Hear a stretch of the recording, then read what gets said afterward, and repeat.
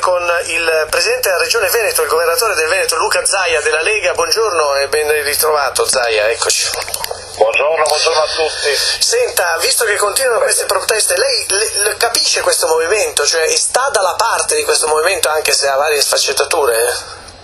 Guardi, io condivido fino in fondo il motivo della protesta, che è quello di una totale paralisi delle istituzioni che non danno risposte ai territori. E penso che poi la protesta dovrà essere gestita avendo anche un punto di caduta. Spero che il punto di caduta sia quello di avere nel giro di qualche ora, qualche giorno una nuova legge elettorale che riporti in capo ai cittadini il potere di scegliersi i propri rappresentanti, andare a votare subito e finalmente nell'alveo delle regole della democrazia avere una classe dirigente che inizia a dare risposte. Cioè lei punta a questo, sperare che si faccia una legge elettorale, però guardi che quelli che sono in piazza, la sentite anche lei, invece hanno una linea del tutti a casa, tutti via, sono stanchi di tutto, sì. In qualche modo vogliono, tra virgolette, distruggere tutto quello che c'è, ma di costruttivo si è sentito poco.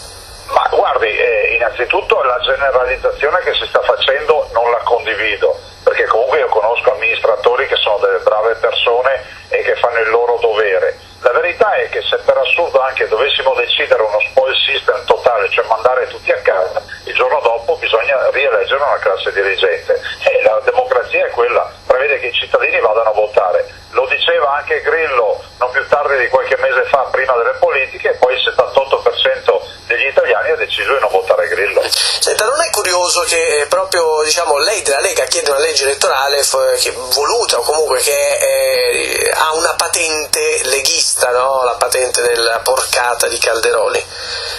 Ma guardi, io non ho mai fatto mistero, l'ho sempre detto pubblicamente, che la legge che più mi piace è quella dell'elezione diretta di un Presidente del Consiglio che trascina con sé un numero tale di parlamentari per garantirgli la maggioranza, e dopodiché questi parlamentari dovranno essere trascinati in base di preferenze personali.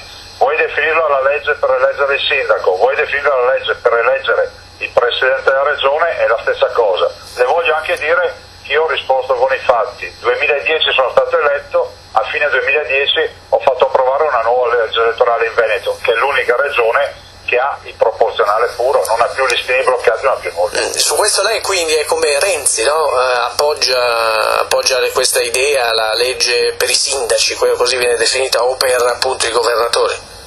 Guardi, mi scusi la correzione, forse posso dire che Renzi è un mio discepolo, visto e considerato che io l'ho fatta la legge elettorale 3 anni fa, per cui in tempi non sospetti. In Veneto c'è già. C'è già.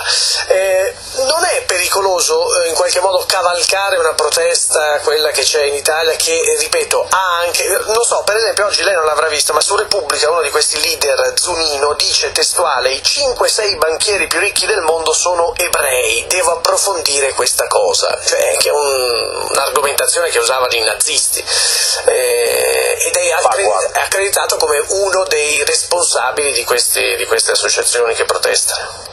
Guardi, io le ho detto che condivido i motivi della protesta, che sono quelli di un popolo che ha fame, e purtroppo le rivoluzioni si fanno con la pancia vuota e non con la pancia piena, ed è bene capire che noi non possiamo più attendere. Lo dico a una radio molto attenta alla mia regione: noi abbiamo 600.000 partite IVA, le nostre partite IVA non possono continuare ad avere una pressione fiscale del 68,5% contro un 46% di media europea. Poi altri temi, tipo questa dichiarazione rispetto ai banchieri e agli ebrei, o altre cretinate del genere, sono da condannare senza se o senza ma. E soprattutto sono da condannare tutte quelle azioni che mettono a rischio la libertà dei cittadini, perché poi oltretutto c'è anche l'effetto boomerang.